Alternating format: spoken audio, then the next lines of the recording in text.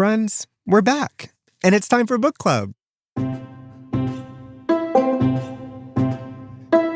Hello, and welcome to the book review from the New York Times. I'm MJ Franklin. I'm an editor here at the New York Times Book Review and the host of the Book Review Book Club.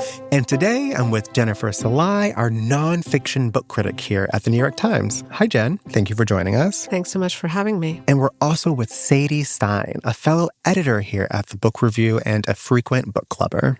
I'm delighted to be here for this one. Thank you for joining us. And this week, we are talking about Patrick Radden Keefe's latest book, London Falling. This book club, this conversation, is an episode of firsts. It is our first nonfiction book club pick so far in the Book Review Book Club's history. It is also, Jen, it's your first book club. You've been on the podcast before, but this is the first time you're on the book club. That's true. How are you feeling? I'm feeling excited. That's the right and answer. Nervous.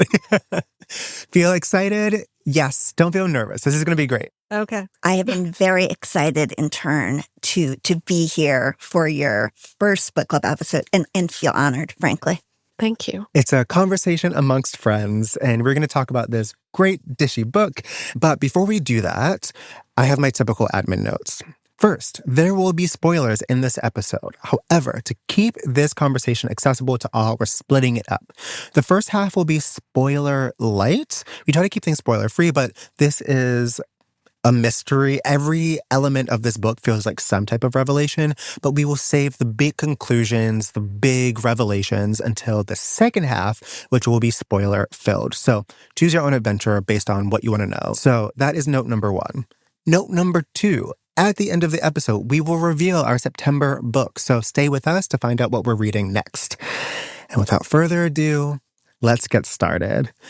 Usually I like to start with a plot setup, a plot synopsis, but I want to start somewhere else. I want to start with Patrick Radden Keefe, the man, the myth, the author. Jen, you have reviewed the past 3 books that Patrick Radden Keefe has written. I'm putting you in the hot spot. You're new to the book club, but first question over to you. Can you tell us, who is Patrick Radden Keefe? Patrick Radden Keefe is a staff writer for The New Yorker, but in addition to that, he's also the author of a number of nonfiction books. Most recently, Empire of Pain, which is a book about the Sackler family, which is the family behind Purdue Pharma, which manufactured OxyContin, and of course, as we know now, played quite a role in the opioid epidemic. The way you just recounted that, I think also gets at some of the approach of Patrick Radden Keefe. You said it's about the Sackler family, which is about blah, blah, blah, blah, which is, and like, there's a way that Patrick Radden Keefe rabbit holes, correct? Well, that's exactly it. You could say that the book is about the Sackler family, and that's it. But really, it's about this bigger picture, this sort of intricate system, this network, all of this stuff coming together in the story of this one family. And he does that with his other books as well. There's another book, Say Nothing, which I've also reviewed, which is, at the heart of it, there's the story of a young mother who was kidnapped in front of her family in the 1970s in Belfast, but it's also the story of the Troubles in Northern Ireland. So it's the story of what happened to this woman, but also the story of the history of this place, the political history, a very fraught time, but also bringing it up to the present day and connecting it to what happened now. Yeah, it makes perfect sense that this should be the first nonfiction pick in what has so far been a fiction-only book club, because Patrick Radden Keefe is such a consummate storyteller. And this is narrative nonfiction always at its propulsive best. Sadie, Jen has reviewed the past 3 books. How familiar with Patrick Radden Keefe are you? I read and loved all of those books, and I've long been a fan of his work in The New Yorker. If you see Patrick Radden Keefe's byline, you know it's going to be something you want to savor. It's an event. His pieces often give birth to the books. In fact, this one started as a wonderful piece, which I highly recommend you read, whether or not you've read the full book already. I think I'm with you. I have read some, but not all of his books. I've read Say Nothing, Empire of Pain, and I actually profiled him for the Times when Empire of Pain came out, and then I've read this. I'm familiar with his journalism in The New Yorker, but I haven't read everything. I haven't read The Snakehead, for instance, which I really want to get around to because I know people on the desk love it. Jumana, who's frequently on this podcast, talks about that's one of her favorites. So I'm not quite a Patrick Radden Keefe completionist, but I'm close. So that's his past work. That's Patrick Radden Keefe. I want to dive into specifically this new book, London Falling. Let's set the table. Can someone tell us, what is this book, London Falling, about? So this is a story basically of the death of one British teenager, Zach Bretler, his family's investigation into the death, and learning about the underworld in which he'd embroiled himself and the identities he had invented for himself. It's also a larger story of a city which is being taken over by new wealth and the oligarch class. And that's a good point. But one thing I do want to add is you mentioned the identities he constructed in this death. I want to tease some of the details. The book starts off with this key mystery. Even before the death, we have this kid, Zach Bretler. He's 19. He disappears. His family is worried. A few days later, his body shows up in the Thames. A few days after that, these men show up and they're like, so sorry, he was suicidal. His family doesn't quite believe that. And they're like, that doesn't check out with what we knew of Zach. And then it comes out that Zach has been posing as the son of a Russian oligarch. So all of these like odd things are happening in the very setup. And then Patrick Radden Keefe takes it from there. Yes, as you say, he rabbit holes in the best possible way because quickly Zach's parents learned that he had been passing himself off as the son of an oligarch in his dealings with the outside world. He had this complete secret life they knew nothing about. And a lot of the book is about our learning, as the parents do, about this double identity. One of the things that I was really struck by, too, is even before we really get to the parents, the prologue begins with the view from the camera on the MI6 building that captures the scene of Zach Bretler jumping from this fifth floor apartment in this luxury condo. And so right away we're brought in from the outside, and then we get closer and closer and closer. And I think Keefe is really skillful at doing that, telling these super intricate stories and building this world.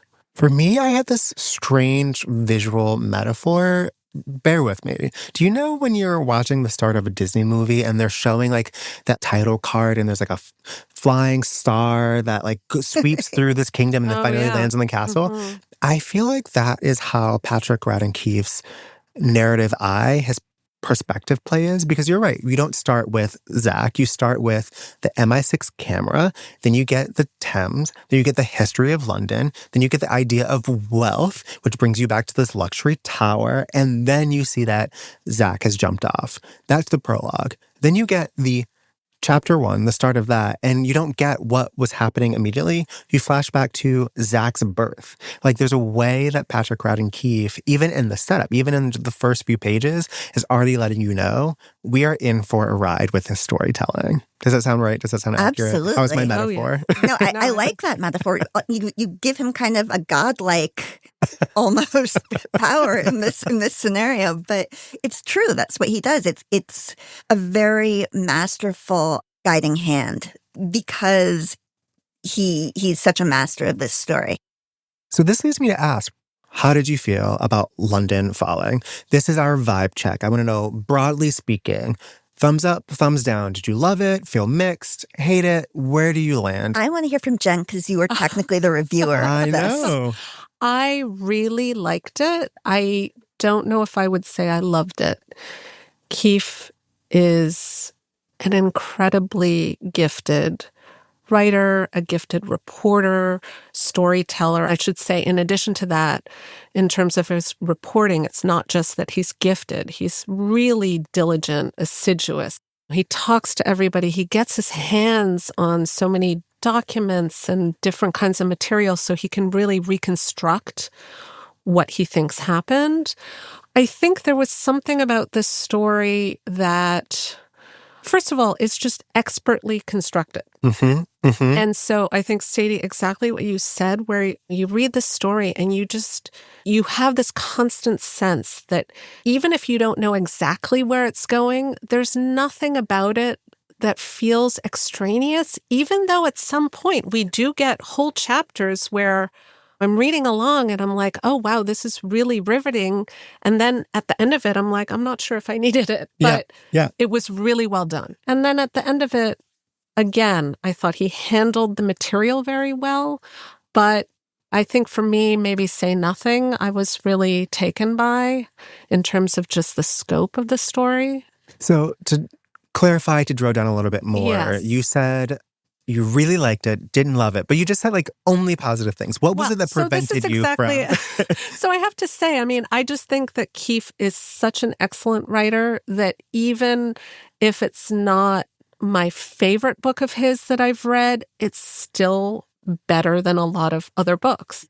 All of us here have written about books, and you have to write about books that you really like, books that you really love, etc. When you really, really love something, I think there's an element where even if it's part of your job that you want to articulate what it is that really speaks to you, I think with this book, again, I just felt like I was in the hands of somebody who knew exactly what he was doing. But there was something, I think, because it was also, like all of his books, this is a family story, but the Brettlers being a contemporary family, a family that this is the worst thing that's ever happened to them. And they opened up to him, and they're trying to sort of explain how they saw it from their perspective. So we really follow them through their perspective in this book.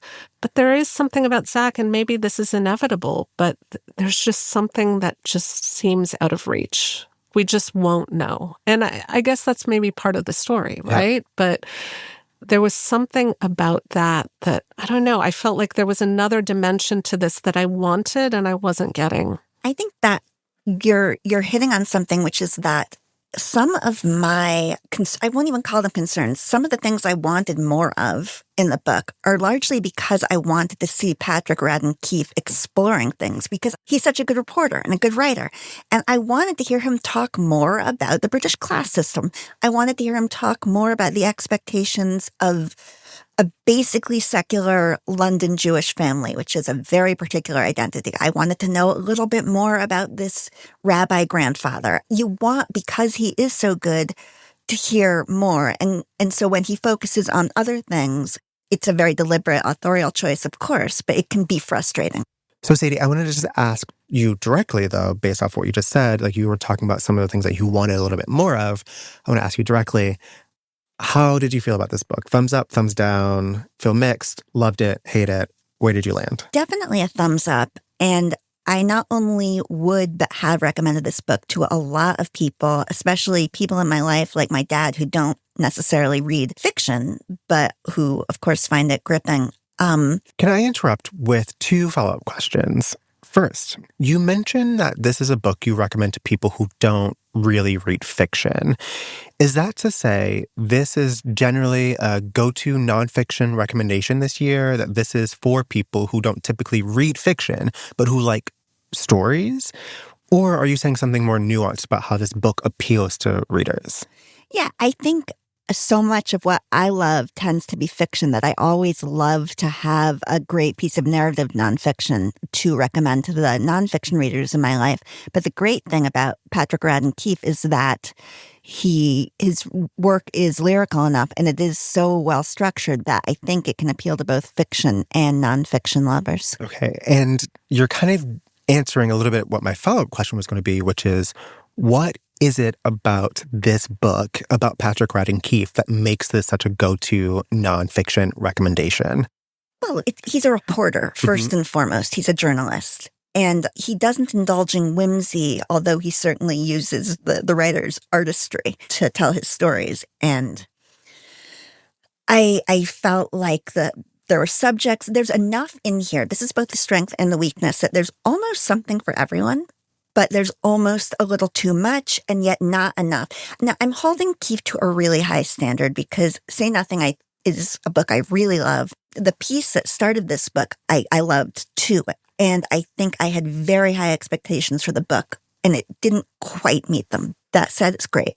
I want to try to bring two things in conversation, which is your feelings about the book, a lot's going on, and sometimes not enough, with something that Jen said. You mentioned this in your review, and I think you were alluding to it with your setup, which is, does it feel like he's holding anything back? Does it feel like he's not, I think at one point, Jen, off mic, you said not going there. Can you tell me a little bit more about that? As he explains, I think it's at the end of the book or toward the end of the book that he was on the set of the miniseries adaptation of Say Nothing when he was introduced by the director to a guy who said that, I have a story for you, that this man had some friends who went through this horrible tragedy with their son, and that it was still mysterious what had actually happened to the son. And so the Brettlers and Keefe spent a lot of time together.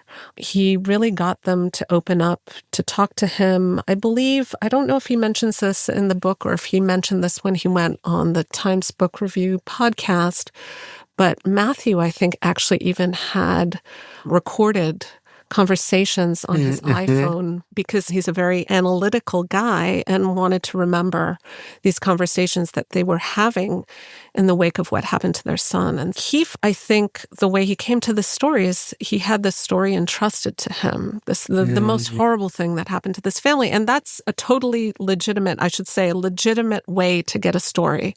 And I think Keefe is very responsible. He handles all of this really well.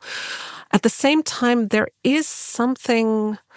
like a certain dimension that I felt was missing. And I feel like, Sadie, when you said that thing about recommending this book to people in your life who love books, but maybe only nonfiction books, who don't necessarily read fiction, there was something about that really resonated with me where, yeah, there was a dimension to this book. And I mean, to a certain extent, Keefe can't do everything in one book. I mean, the book itself is already filled with lots of incident, many characters, lots of sort of moral quandaries. So to a certain extent, how much further could you go with it? But there was something that I felt like it wasn't quite meeting the level of what I experienced when I read Say Nothing, for example. I agree. And I think he's American. I'm an American myself. One of the things that's been great about this book is the sheer number of conversations it has spawned with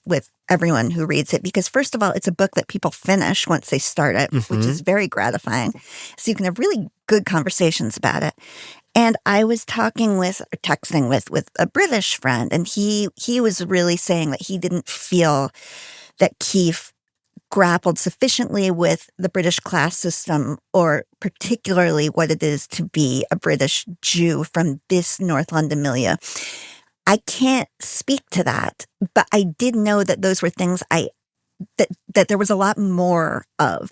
Obviously, you can't talk about anything British without getting into the class system, without getting into colonialism, and he touches on it.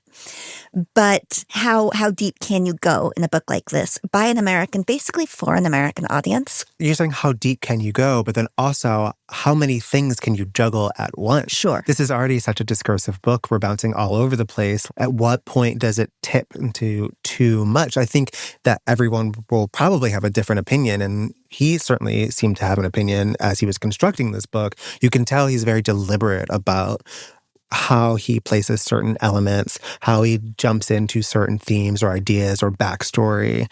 And so... But he certainly does withhold judgment of Zach, I would say, on a moral level, and of his parents and of their parenting, which I think is absolutely appropriate. But we haven't heard MJ. What do you think of this book? 2 thumbs up? I give it 2 thumbs up. I really, really loved this book quite a lot. I think I'm predisposed to loving it because I'm just a Patrick Radden Keefe fan, and you both have mentioned Say Nothing.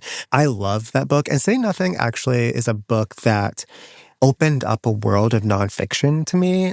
growing up, I feel like I was so solidly a fiction reader.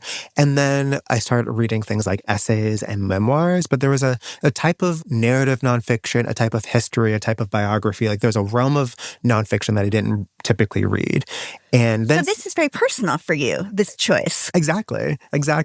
When Say Nothing came out, I had a friend who recommended it to me, and they were like, it's this really great history of the Troubles told through a few key people. And I remember thinking, that's not for me. No, thank you. And this friend was like, no, you have to read it. And I did. And it was one of those like mind exploding. I was like, I didn't know that a history could be like this. I didn't know that nonfiction could read this much like fiction. I had, for whatever reason, just had totally separated them in my mind. And it created this excitement for nonfiction, and it opened my brain. So I have been predisposed to liking Patrick Radden Keefe's books because that moment was so transformative. That said, pivoting to this book, this is a different type of story. It's a smaller scale. While it does do that thing that Patrick Radden Keefe frequently does, which is focus on a family and then jump all over the place, he's not tackling a big sweeping topic like the Troubles or the opioid crisis. He, at the core, is starting with one family, one death, one mystery.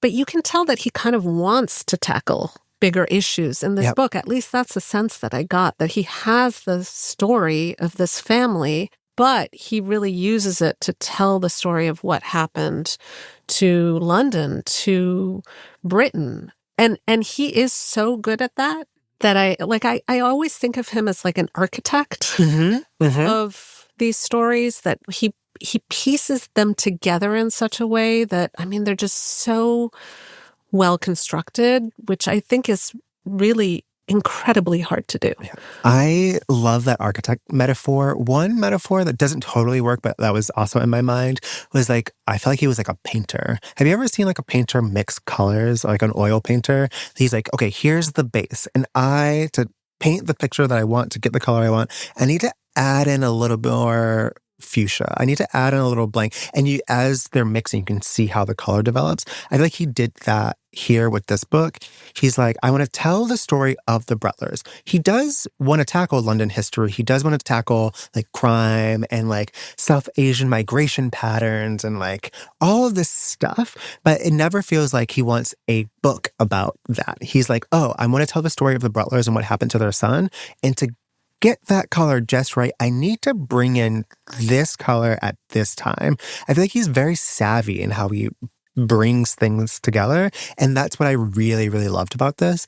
The incident that we are following, the inciting death, is fascinating, but he is so deliberate and meticulous and savvy about how he gets us to the answers he eventually gets us to in a way that is entertaining, that is informative, that's unexpected. And I thought that that's tough to do. It demonstrates so much skill. Yeah, and can we also say beautifully edited?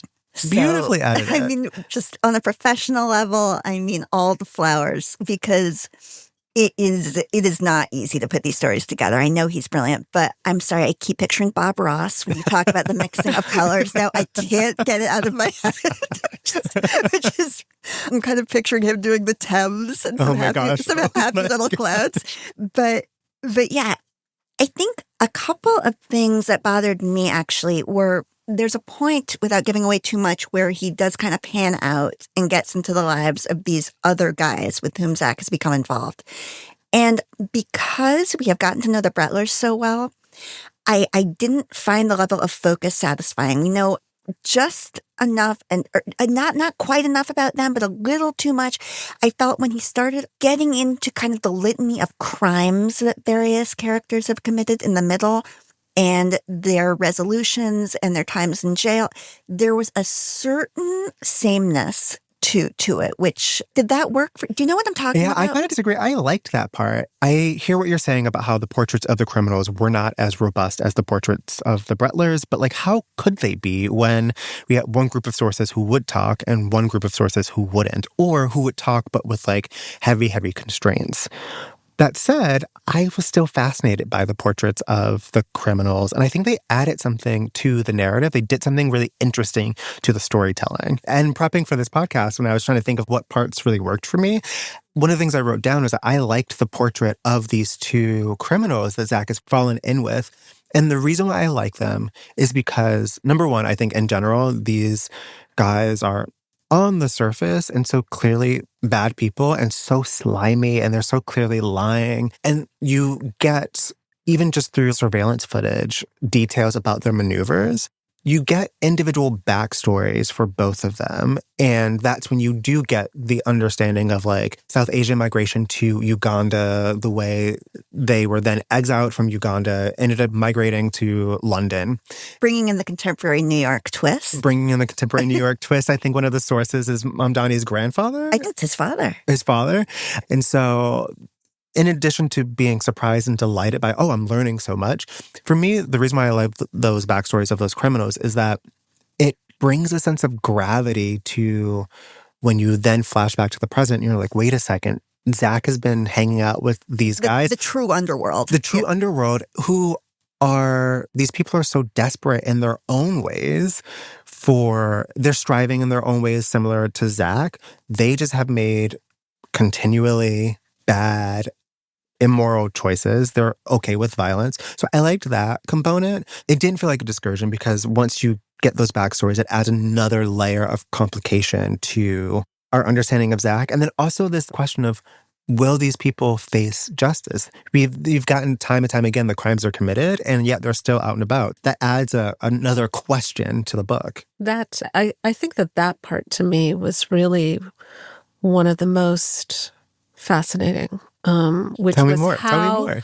Which was just how it sounds like bungled the investigation was, but also sluggish. Like there was sort of the sense that the police department in London was just so entwined with the British or the London underworld that, there wasn't the same sort of energy that you would expect to really trying to figure out what happened to Zach. Yep. This kid who really did plummet to his death under very weird circumstances. Yeah, it's hard to read this book and not feel outraged. Yes, and I thought that was super effective. I mean, one thing you think about reading a book like this is how hard it would be to be perceived the way the Bretlers are, even as respectful as Keefe is. It would be a really, really hard thing. I wonder if they read the book. I wonder how they feel about it. But at the same time, I feel like they could only be satisfied with the ultimate outcome of the story he tells. Wait, so we've been talking for a while about just our general thoughts about this book and all of that stuff, but I think we should take a quick break, and when we come back, I want to talk more about themes that stood out to us. We'll get into spoiler territory. This book club is going places, but we should take a quick break first.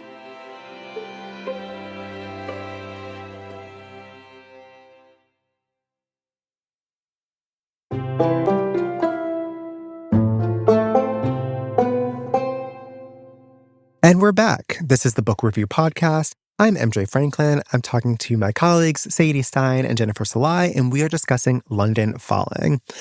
Before we go back to our conversation in the studio, I want to share some reader comments because we have up right now an article headlined Book Club, Read London Falling by Patrick Radden Keefe with the book review. Readers from all over the world are sharing their thoughts there, and I wanted to pass along a few comments that I really loved. Megan from Seattle writes, "This book was gripping and ultimately a bit terrifying as a parent. My husband and I both read it and related to the well-meaning parents. We were shaken asking ourselves, how well do we ever know our kids? How much influence do we actually exert over their values and life course?" So that's getting to this kind of existential haunting parenting idea in this book. Meanwhile, Donna from Kansas City writes, "To have a son you think you know, but find out after an apparent suicide that he was a stranger is heartbreaking. But to learn the depths he went to in order to create a whole new persona is haunting." The author paints a brilliant backdrop to the extent to which the oligarchs in London have upended a swath of its society and the environment in which it exists. This book is a worthwhile glimpse into the heretofore element of London society not previously on display. An excellent read. There were a few detractors. James from London writes, "The book is great on the specifics of what happened to Zach and about the extraordinary situation the Butlers found themselves in. But I take issue with the way Keefe tries to make the book about something more than that, as though that weren't enough. The book's title calls to mind the Gerard Butler Bean movie, and the portrayal of London to me felt cliched and lacking in nuance." Still, others loved it, like Nancy, who wrote, "I'm a huge fiction reader, but I just find that Keefe's books are so informative.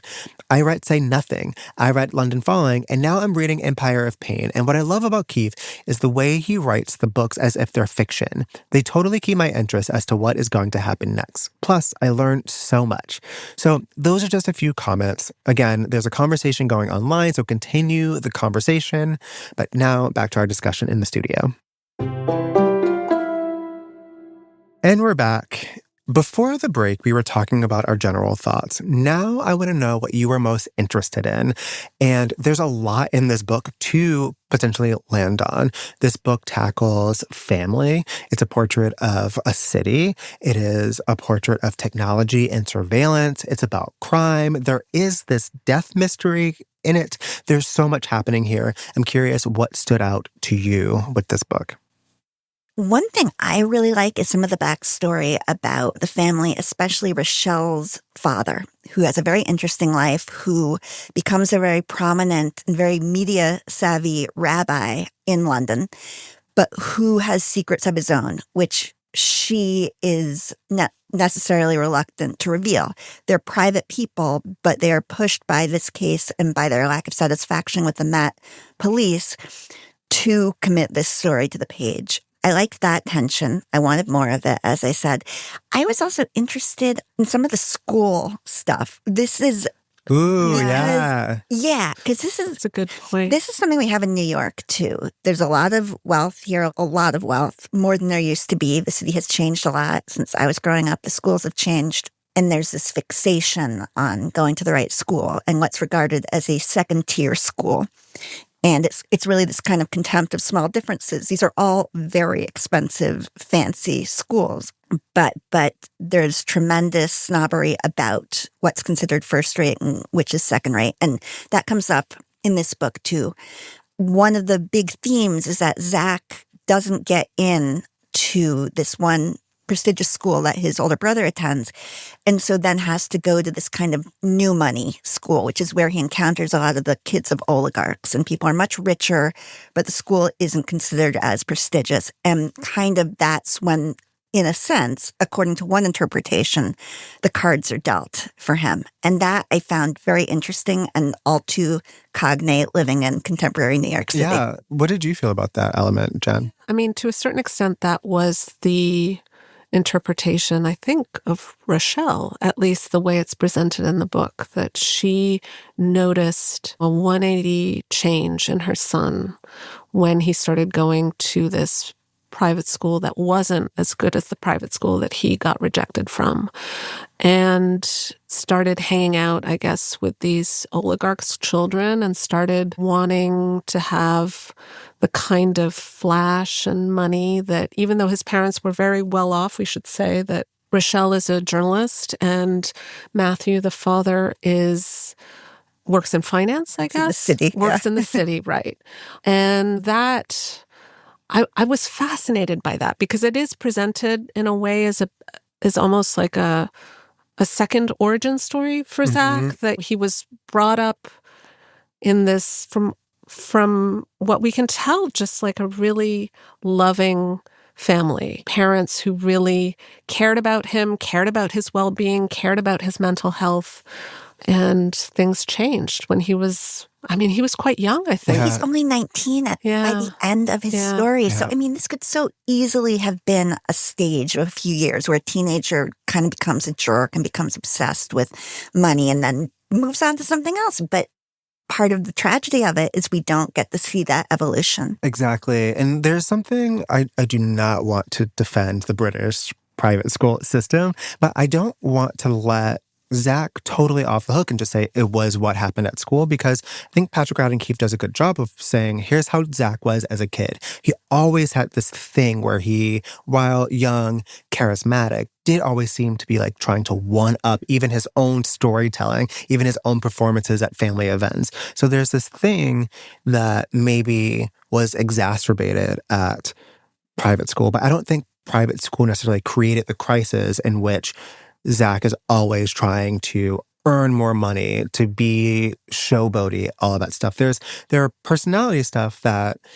we just can't get into, that it's great that Patrick Radden Keefe didn't more pointedly say, because that would be conjecture and just poor speculation. Because, as you point out, Sadie, the tragedy is we don't know how Zach would have turned out. This could easily have been just a teenage blip in the way that teenagers are always trying to be the best, be on top. And there's also the point where his mother says, how do you really rebel against liberal parents? He kind of develops this performative love of Putin and oligarchs and outrageous wealth, kind of one of the few things he could do with permissive parents to really shock and upset them.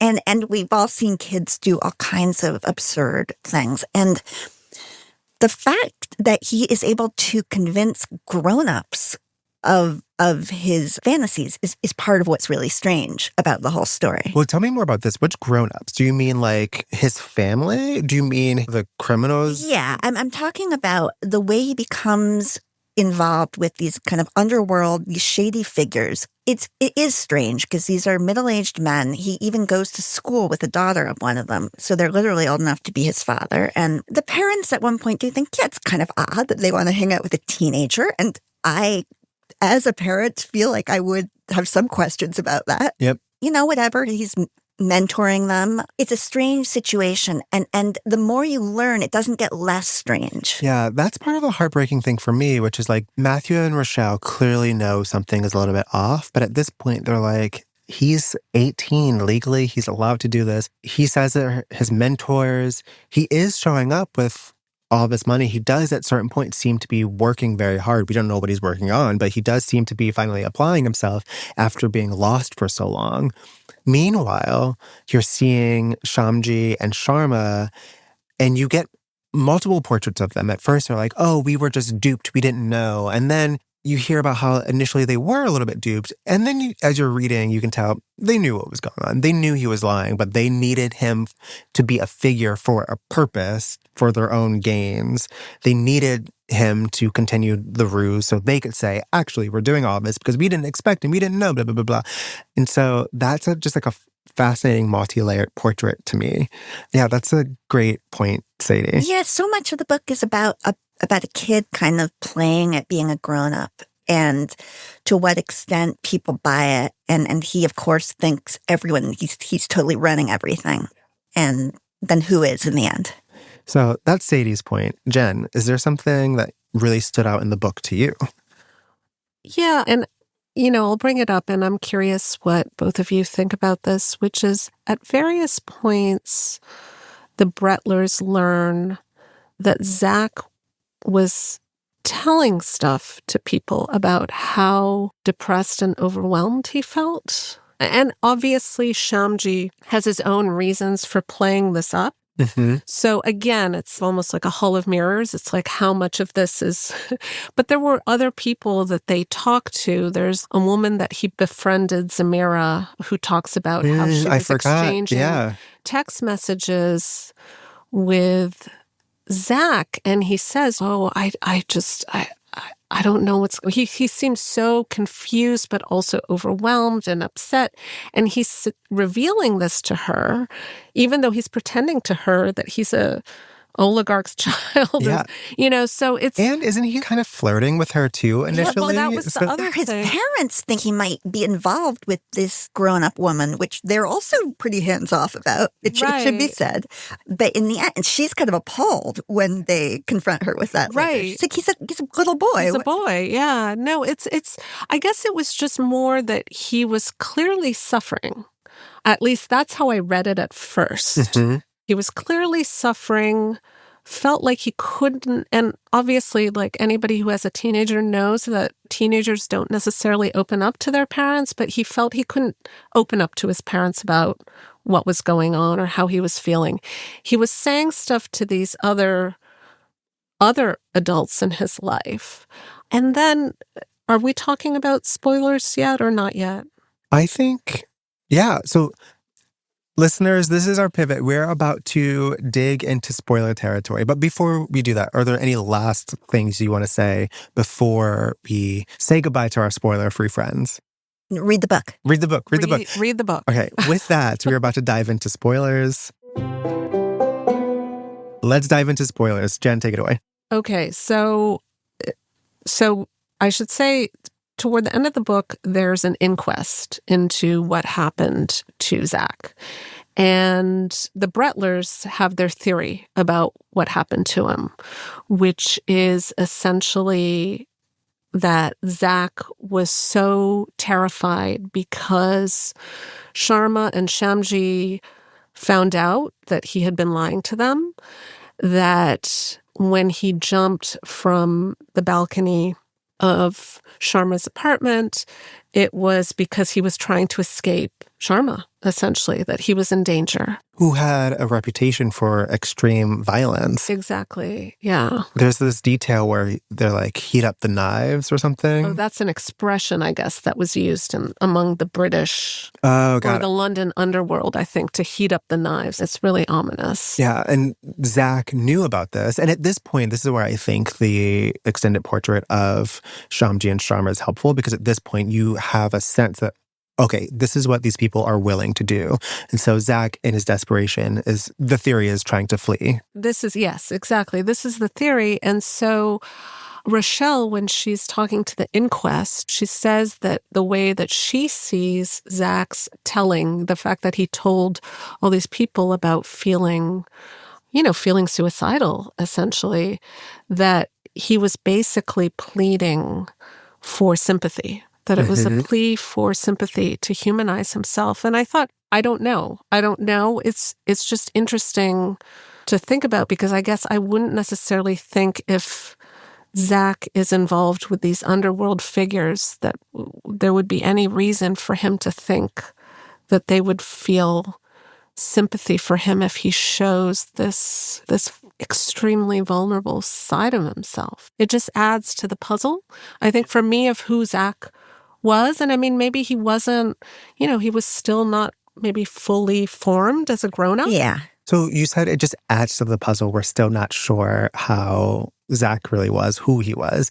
And that leads me to ask, now that we're in our spoiler section, how you felt about the end of the book, which is basically, we don't get any answers. We get strong speculation. We get strong theories that, yeah, he was trying to escape. And part of the tragedy is, it seems, based off of the autopsy and the wounds on his body when it was found, that Zach just barely missed the Thames. He just barely missed the water. He hit part of the embankment, and that is what injured him enough that he drowned, basically. And he was a strong swimmer, they make the point. And you're left with the possibility that these are also desperately grieving parents who are trying to come to terms with this any way they can, and maybe this is a far-fetched theory. I mean, he leaves that door open a crack. The parents respond differently. The father undertakes an almost forensic examination. He starts recording everything.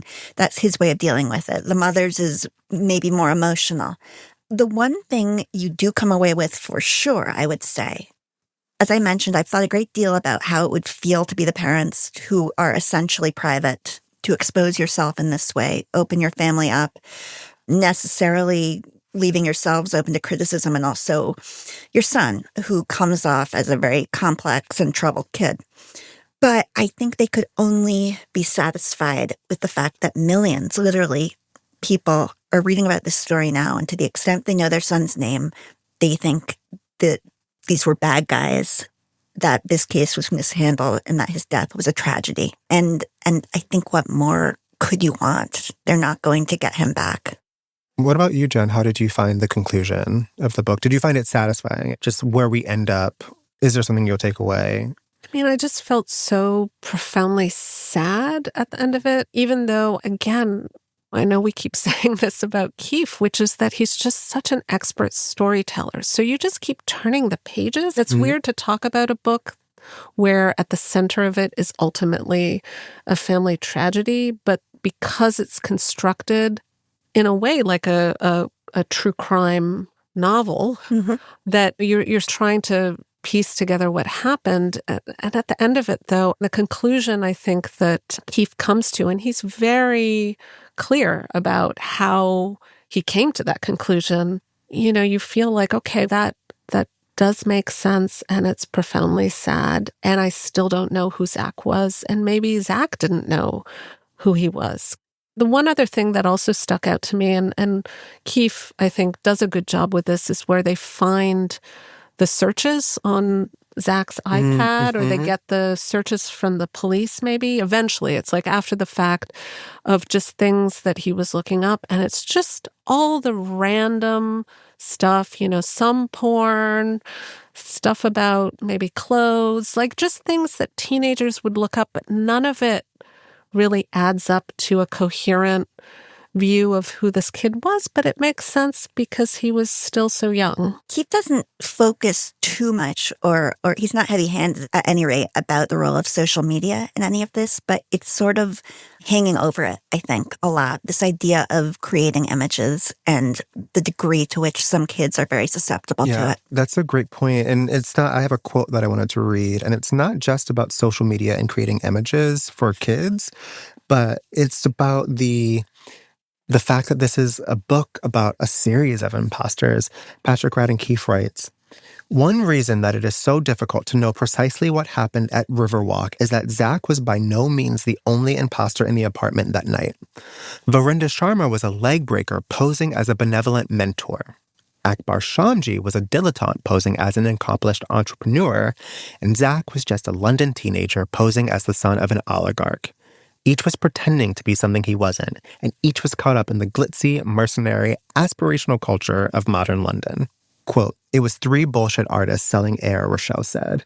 There's a way in which, and this is what I think is the achievement of the book and why I love it, this is such a weird, strange story about one teenager dying, but Patrick Radden Keefe is thematically, I think, through his research, through all the background, through his storytelling, able to tease out the shared resonance that all of them, all from different backgrounds, all had.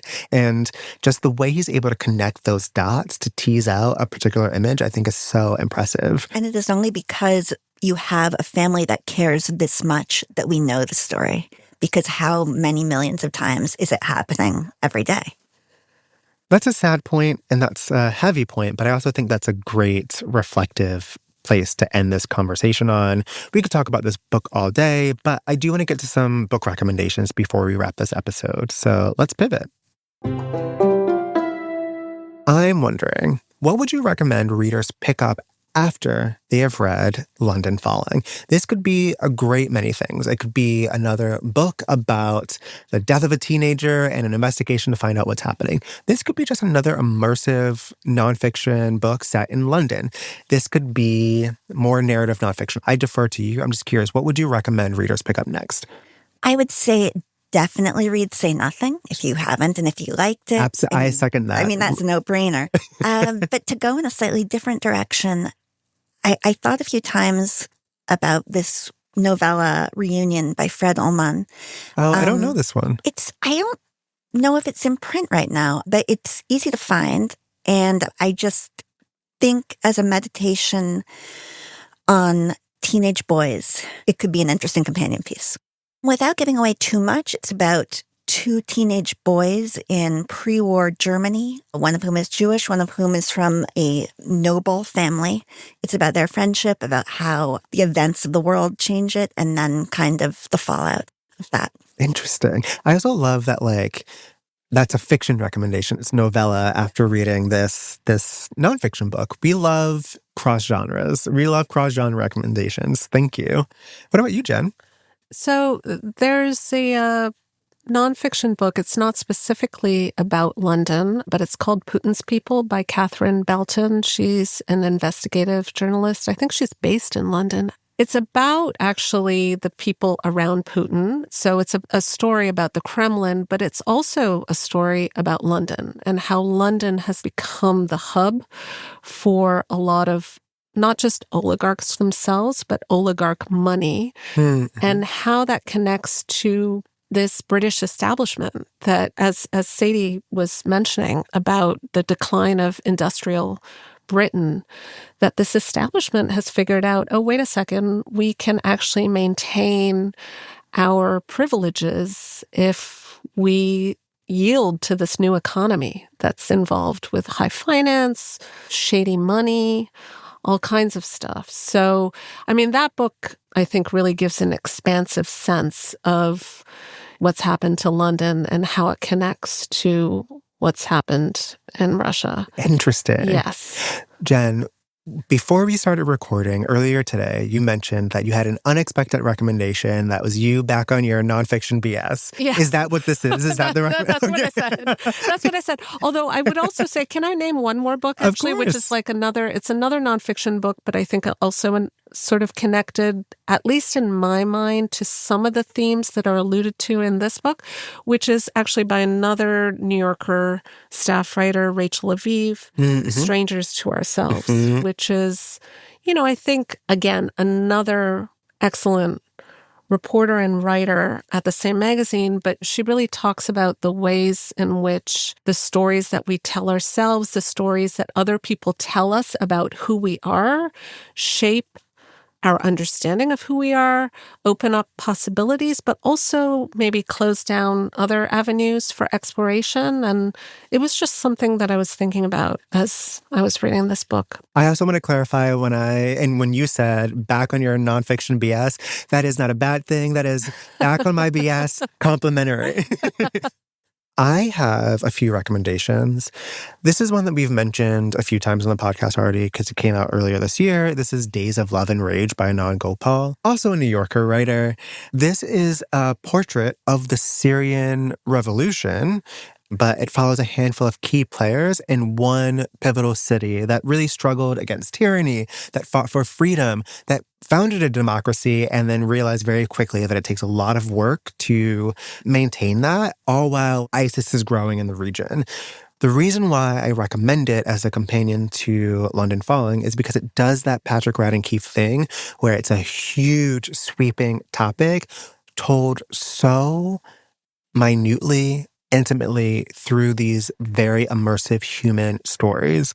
While reading Days of Love and Rage, I was just marveling, how did this author get this much information?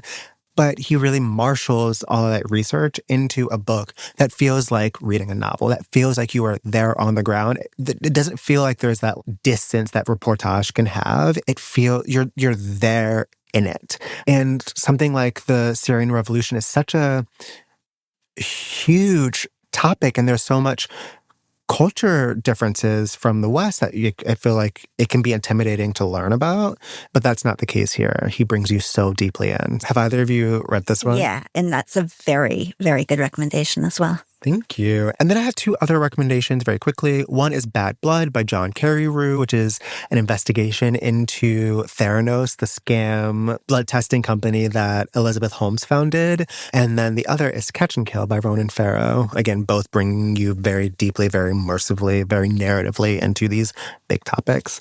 I think, friends, that is all the time that we have today. Sadie, Jen, thank you for joining us. Thank you. We could have talked all day about this book. And probably and will. Yeah. Yes. Jen, how was your first book club with us? It was great. Thank you so much for having me. Sadie, how was our first nonfiction book club? I think fantastic. I hope the first of many. Success. This makes me very happy. I also want to say a huge thank you to everyone who's read with us. Again, up online, we have an article titled Book Club, Read, London Falling by Patrick Radden Keefe with the book review. Continue the conversation there. And now it's time for the revelation of our September book club book. Next month, in September, the Book Review Book Club will be reading and discussing Etna by Paul Yoon. It's a war story, or rather a post-war story, told from the perspective of a dog who just wants to get home. We hope you'll join us. Right now, up on the New York Times, there's an article headlined, Book Club, Read Etna by Paul Yoon with the book review. We will be discussing the book online there, and we will also chat about the book on the podcast episode that airs on Friday, September 25th. We can't wait to discuss the book with you, and until then, happy reading.